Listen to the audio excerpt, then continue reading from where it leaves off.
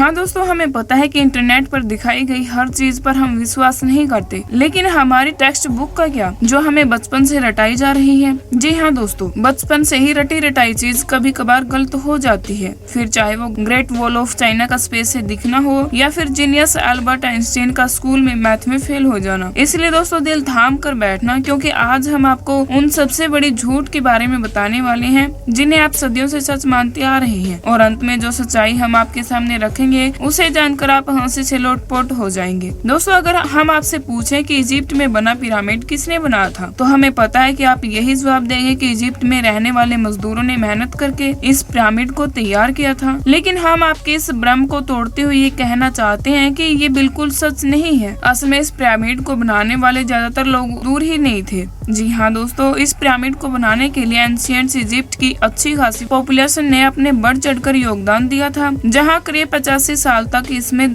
2579 BCA से लेकर 2504 BCA का समय लगा था। और इतने समय के अंतराल में इजिप्ट के रहने वाले लोग हैं अपना खून पसीना बहाते हुए तैयार किया था, ताकि वो अपने नेशनल आइकॉन को खड़ा कर सके। ऐसे में जो लोग इतने बड़े बड़े पत्थरों को नहीं उठा सकते थे, उन्होंने यहाँ पर काम करने वाले लोगों के लिए खाना और बाकी रहने की व्यवस्था की। यानी कि हर इंसान ने अपने लेवल का काम किया, जिसमें कुछ लोग सिक्योरिटी के लिए काम करते तो कुछ लोग भारी भरकम पत्थरों को जुटाने के लिए दूर दराज के इलाकों में चले जाते थे, ताकि वे अपने नेशनल आइकॉन को खड़ा कर सके। ऐसे में दोस्तों उनकी मेहनत रंग लाई और ये पिरामिड वाकई में दुनिया भर में जाना जाने लगा। चलिए दोस्तों, अब आपके सबसे फेवरेट माइकल जैक्सन की बात करते हैं, क्योंकि इस बात से कोई इनकार नहीं कर सकता कि माइकल जैक्सन ने पॉप म्यूजिक में अलग ही मुकाम हासिल किया था, जहाँ ये सिंगर के साथ साथ एक बेहतरीन डांसर भी थे और इनके डांस मूव तो वाकई में माशाअल्लाह थे। वैसे भी उनका मूव वॉक करने का जो स्टाइल था वो लोगों को बड़ा फेमस था। पर अफसोस दोस्तों, आपको ये जानकर हैरानी होगी कि इस मूव को माइकल जैक्सन ने इवेंट नहीं किया था, हालांकि उन्होंने इससे पहले 1983 में परफॉर्म किया था। पर दोस्तों असल में माइकल जैक्सन ने ये मून वॉक कास्पर कैंडिडेट और स्कूली जंक्शन से सीखा था, जिन्होंने 1970 में इसे परफॉर्म कर दिया था। वहीं मार्शल मोर्क्यू ने भी इस मून वॉक को माइकल जैक्सन से पहले परफॉर्म कर दिया था, और इन सभी लोगों से पहले बिल बेली नाम के डांसर ने भी इसे परफॉर्म किया था। ऐसे में ये बता पाना मुश्किल है कि इस मून वॉक को किसने इवेंट किया, लेकिन वो शख्स माइकल जैक्सन तो है नहीं। अब आप एक और सिर घुमा देने वाली बात सुनिए, क्योंकि आप लोगों ने कार्बन डेंटिंग का नाम तो सुना ही होगा। ये एक ऐसा मेथड है जिसके जरिए एटमॉस्फेयर में कार्बन डाइऑक्साइड का चेंज होने पर चीजों की असली उम्र बताई जाती है। ऐसे में आर्कियोलॉजिस्ट कार्बन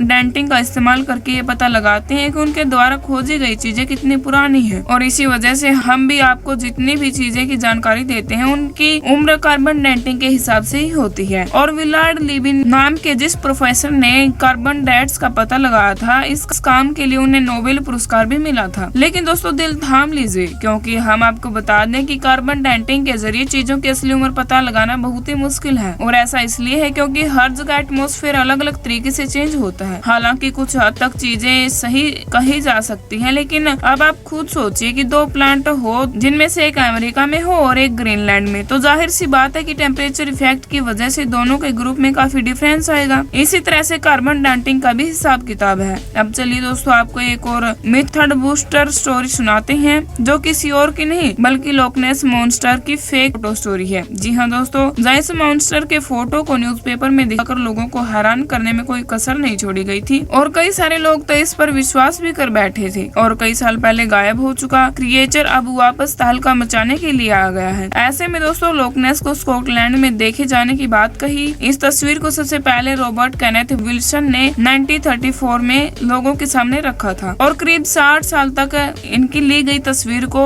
रहस्यमय समझा जा रहा था। लेकिन वो कहते हैं ना कि झूठ के दिन 4 और सच चले हजारों साल। हाँ दोस्तों, हमारी बनाई गई कहावत इतनी अच्छी तो नहीं है, लेकिन इस जगह पर बिल्कुल फिट बैठती है, क्योंकि 1994 में ये बात लोगों के सामने आ गई थी कि लोगों ने इस मॉन्स्टर का शेप इस तस्वीर में रखा। वो कोई और नहीं बल्कि एक टॉय सबमरीन थी, जिसका पानी में इस तरह से डाला गया था जो एक क्रिएचर की तरह दिखाई दे रही थी। और ऐसा मार्माडुके वड्रेल नाम के जर्नलिस्ट ने किया था, ताकि वो अपने न्यूज़पेपर से बदला ले सके, क्योंकि उनके न्यूज़पेपर में लोग ने इस मॉन्स्टर के बारे में छापने की वजह से उन्हें बात सुना दी थी, और इसी वजह से उन्हें इतनी बड़ी कहानी रची जिसके चंगुल में दुनिया करीब 60 सालों से थी। दोस्तों जब आप अजूबों के बारे में सोचते हैं तो आज सबसे पहले आपके मन में क्या होता होगा? माचू पिचू, ताजमहल या ग्रेट वॉल ऑफ चाइना? बाकी सबका तो ठीक है, लेकिन ग्रेट वॉल ऑफ चाइना के बारे में हम आपको बता देंगे कि ये इतना भी ग्रेट नहीं है कि स्पेस से दिखने लग जाए। जी हाँ दोस्तों, क्योंकि सच्चाई तो ये है कि ये इतना बड़ा भी नहीं है कि हमारे एटमॉस्फेयर के बाहर किसी भी जगह से देखा जा सके,